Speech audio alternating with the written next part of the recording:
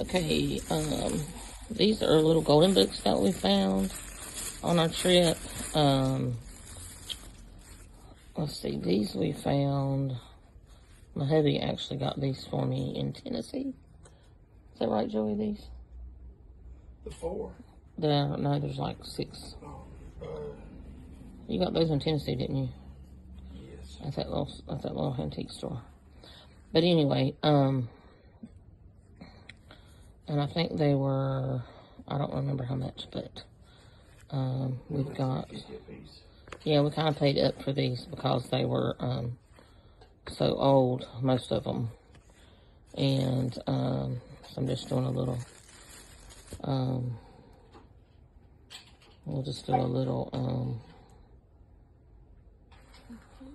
show of these. But I love the back of this one. I think it's so cool. So this one's the Golden Book of Fairy Tales. And then we got Walt Disney's Donald Duck's Toy Train. And these I'll probably just add to my personal collection. Some I do journals out of, as I'm going to show.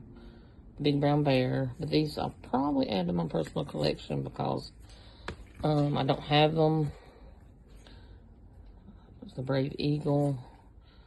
And they're kind of, most of them are very old.